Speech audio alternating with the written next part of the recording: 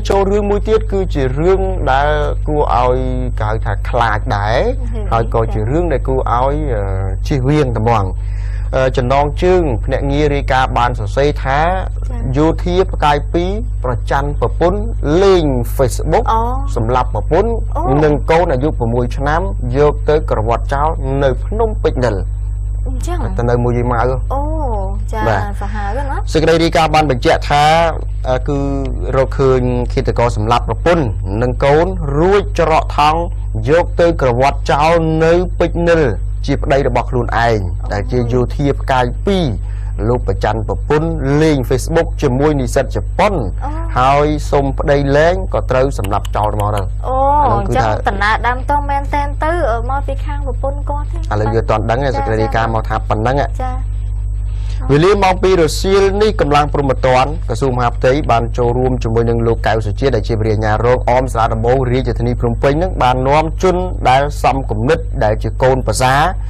khi từ có nó dốt tới thúi có sao bị cháy nếu cần lại cài hết được cái công ty tăng cầm hôn GST rồi chun còng đặt nhẹ đầm ná được công ty lên đọc bay lên rồi sai phí rồi cài xa tham mấy thì pi khăn đồn pin và shop mua và đá rí phết sấy bờ pôn nấngอายุ phải chỉ 30 năm chỉ bờ pôn trong rồi bao thay cài cầm hôn GST đặt nhẹ đầm ná thôi chỉ mà đai rồi bao côn sấy để slap chỉ mua kia chỉ mua cơm tha với chả ta côn sấyอายุ 60 năm nấng chỉ mua cơm tha với chả ta chỉ mua rúa sạ nơi tia cài thái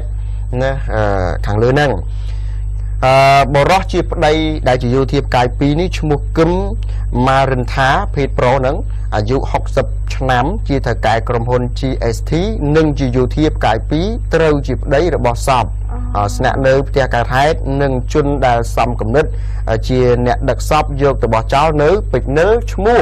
ជាសុកសំណាងបាទភេទប្រុសអាយុ 30 ឆ្នាំ ត្រូវជាកូនប្រសារបស់យោធាកายពីនឹងកូនប្រសាទៀតហើយជាកូនកូនមុនហើយទៅណានគរបាលព្រំប្រទានក្រសួងមហាផ្ទៃលោកបានបញ្ជាក់ថាចេះថាពីរនាក់ប្តីប្រពន្ធដែលមានឈ្មោះខាងលើហ្នឹងមានការព្រមព្រៀងពីប្រពន្ធដើមផងដែរដែលអនុញ្ញាតឲ្យនារីក្រោយហ្នឹងគឺថារួមរស់ជាលក្ខណៈប្តីប្រពន្ធណាបានថាគាត់បានថាគាត់យកព្រមដោយសារគាត់បាត់គេហៅថាអសមត្ថភាពបន្តពូជចាបាទគេអាចអនុញ្ញាតហើយរស់នៅជាមួយគ្នារហូតបានកូនស្រីអាយុ 6 ឆ្នាំស្រាប់តែបរិសុទ្ធជាប្តីមានការប្រច័ណ្ឌនៅពេលដែលដឹងថាប្រពន្ធរបស់ខ្លួនលេង Facebook បាទសំណាងណាអត់លេង Facebook ជាមួយខ្ញុំជាមួយនិស្សិតជប៉ុនម្នាក់ហើយបានសុំប្តីលែងលះនៅយប់ថ្ងៃទី 14 ខែកុម្ភៈសុំប្តីលែងពីរនាក់ថ្ងៃស្ដីស្រឡាញ់ទេហ្នឹងសុំលែងបដោយយ៉ាទល់តែយប់ថ្ងៃទី 15 មកយប់រហូតដល់ថ្ងៃទី 15 ខែកុម្ភៈប្តីខឹងសម្បារហូតសម្លាប់ទាំងម្ដាយនិងកូនស្រីរួចច្រកនៅក្នុងថង់ដាក់ក្នុងធុងទឹកកកធំនៅប្រើឲ្យកូនប្រសានឹងដឹកតាមរថយន្តលេខស៊ី 470 ពណ៌ខ្មៅគ្មានពាក់ស្លាកលេខពាក់ស្លាកលេខខេមរៈភូមិន្ទវាcònអត់មានលេខប្រមាណខ្ញុំស្មានតែអត់មានស្លាកលេខនឹងដាក់តែខេមរៈភូមិន្ទមកប៉ុន្តែស្លាកលេខនោះគឺថាដោះកវត្តចោលហើយដឹកយកទៅទម្លាក់ចោលនៅពេជ្រនិល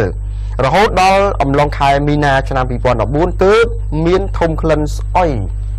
ចេញមកពីពេជ្រនិលអញ្ចឹងបាទដឹងថាមានមនុស្សយកសពពីរនាក់ម្ដាយនិងកូនដែល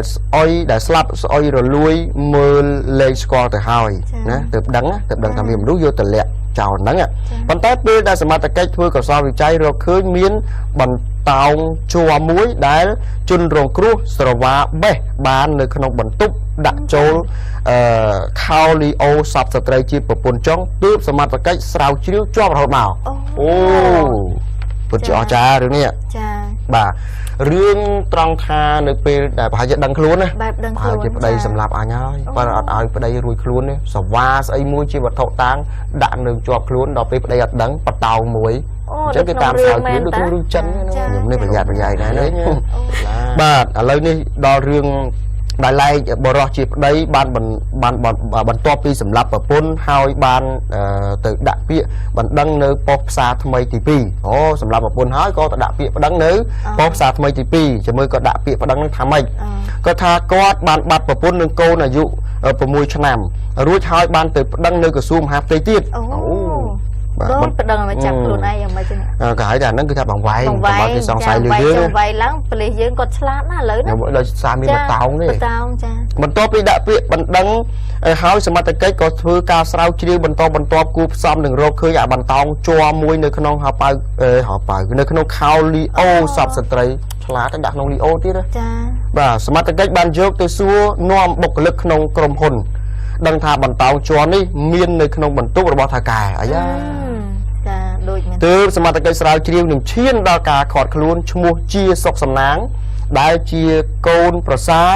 នៅដើមខែសីហាខាត់ខ្លួនកូនប្រសាសិនចានៅថ្ងៃទី 8 ខែសីហាបានបញ្ជូនទៅសាលាដំបងរាជធានីភ្នំពេញធ្វើការសាកសួរហើយគេបានសារភាពថាខ្លួនមិនបានសម្លាប់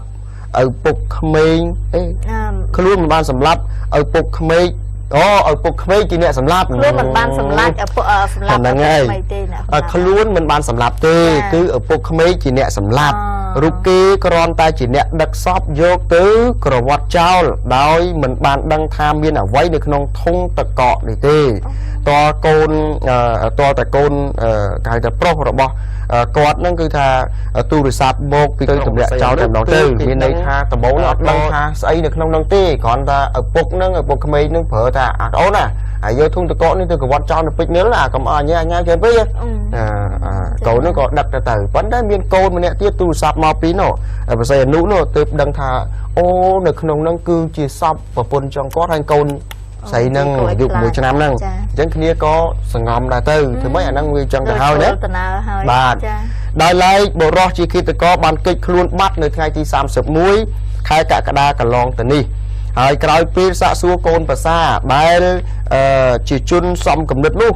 នៅរសៀលថ្ងៃទី 12 នេះកម្លាំងព្រហ្មទណ្ឌមហាផ្ទៃម្សិលមិញហ្នឹងរួមទាំងព្រះអាជ្ញារងអមសាលាដំបងរាជធានីភ្នំពេញបានយកទៅធ្វើកសោតវិច័យឆែកឆេរ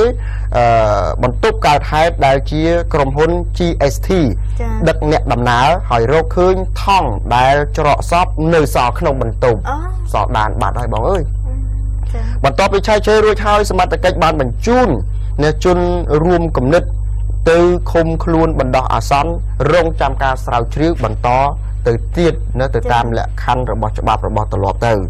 បាទមិនដែរកញ្ញានៅនឹងសិលាបន្ទាប់ពីបានដំណឹងរឿងហ្នឹងមានអីថែមចាមែនតែនទៅគឺដូចក្នុងរឿងកុនណាហើយចាមិននឹកស្មានថាយើងស្រាវជ្រាវតាមចាប់ឃើញព្រោះថាវាប្រសពផុសតាំងច្រើនហើយមែនតែនទៅដូចជាវាសាហាវដែរលោកសុខៈចាសាហាវមែនតែនហើយរឿងច្រើនណាស់ដែលហងមេយើងបានផ្សាយជូនទៅតាក់ទងទៅនឹងប្តីស្លាប់ប្រពន្ធស្លាប់ប្តីស្លាប់ពន្ធទៀតឲ្យទៅទាំងអស់ណាដោយសារកើតហេតុជារឿងប្រច័ណ្ឌចាជួនកាលមែនរឿងលេខ Facebook ដែលភាគច្រើនយុវវ័យយើងចាយុវវ័យណាគាត់ថាកាលណាតែលេខ Facebook ប្រយ័ត្នបែកគ្នាបើថាអ្នកមានប្តីវាប្រពន្ធផងហ្វាយអញ្ចឹងណាចាប៉ុន្តែអ្នកខ្លះគេប្រើជាប្រយោជន៍ចាជាបណ្ដាញសង្គមមួយគឺមានប្រយោជន៍ចាហើយណាស់តែខ្លួនយើងហ្នឹងធ្វើឲ្យវាទៅជារឿងផ្សេងទេចាគឺមែនតើទៅកុំបន្ទោស Facebook ប៉ុន្តែដល់ពីបុគ្គលម្នាក់ដែរចាគេហៅថាលេខ Facebook តែប្រយ័ត្នទៅជា news face new face អាមួយ Facebook អាមួយ new face មានន័យថាមុខថ្មីអាមុខថ្មីមានន័យថាមុខដូចសិលាអញ្ចឹងស្អាតអញ្ចឹងដល់ពេលមុខថ្មីត្រូវគេវាយឡើងប៉ោងមុខអាហ្នឹងខាងមុខថ្មីបើងាកមករឿងនេះវិញម្ដងហេតុអីបានជាបរោះនឹងសម្លាប់ទាំងកូនអាយុ 1 ឆ្នាំចាមូលហេតុអីតាមការសន្និដ្ឋានបើសិនជាសម្លាប់តែម្ដាយទេកូននឹងនៅយំងែកងោកហើយមិនអាចទៅប្រឡប់អ្នកដតីឬសាធារណជនឬសមត្ថកិច្ចថាបាត់ម្ដាយទៅណាទេវាពិបាកក្នុងនោះព្រោះម្ដាយតែងតែនៅជាប់នឹងកូនដូច្នេះសម្រាប់ទាំងពីរយើងអាចយកសពទៅកវត្តចោលហើយប្រឡប់ថាប្រពន្ធបាត់ខ្លួនទាំងកូនហ្នឹងវាគេមិនសូវសង្ស័យប៉ុន្តែកន្លែងដែលសង្ស័យមួយទៀតនោះគឺថាសមត្ថកិច្ចអាចនឹងធ្វើការស្រាវជ្រាវបើទោះបីជាមិនមានបតោងនឹងក៏ដោយគេនឹងពិនិត្យមើលទៅលើអាធុងទឹកកកនោះទូទឹកកកនោះហេតុអីបានជាមានទូទឹកកកហើយទូទឹកកកនឹងផលិតនៅក្រុមហ៊ុនណាយើងអាចស្រាវជ្រាវបន្តទៀតណាស្រាវជ្រាវបន្តទៀតបដិញទៅប៉ុន្តែចន្លោះប្រហោងរបស់ជនប្រព្រឹត្តគឺថាយកទូទឹកកកទៅដាក់សពយកទៅបោះចោលត្រង់ហ្នឹងសមត្ថកិច្ចគេអាចសន្និដ្ឋានបានថាចេញពីផ្ទះហើយមិនមែនចេញពីកន្លែងផ្សេងទេអញ្ចឹងអានេះគឺជារឿងមួយឆក់ល្វែងអានេះមិនបរៀនទេណា ទេកាពិតហានិភ័យគ្រប់បែបយ៉ាងគឺសមត្ថកិច្ចគាត់រៀនចេះដឹងហ្មងគាត់តែឃើញអីទីទៅខ្ញុំមកខ្ញុំដឹងខ្ញុំនិយាយដែរខ្ញុំមានតែចេះអីខ្លួនឯងមែនទេលោកសុខៈគឺមែនតែនទៅសំបីតារឿងដែលប្រភេទរឿង Hollywood មួយចំនួនដែលគេធ្វើភារវកម្មគឺរដ្ឋាភិបាលរបស់គេ control លើរឿងនឹងថាប្រសិនបើវាកាត់ឡើងគេធ្វើយ៉ាងម៉េចលុះត្រាបើគេគ្រប់គ្រងស្ថានភាពនឹងបានគេចាប់ឲ្យរឿងនឹងបញ្ចាំងអញ្ចឹងមិនថាបើវាកាត់ឡើងគេចេះដោះស្រាយអញ្ចឹងចាបាទតេតិនទៅនឹងរឿងគេហៅថាការសម្លាប់ប្រពន្ធសម្លាប់កូននេះគឺយើងមានច្បាប់ព្រហ្មទណ្ឌគឺជាបឋមបើសិនជាការឆ្លោះគ្នាបតាយបតបគ្នារហូតដល់ទៅសម្លាប់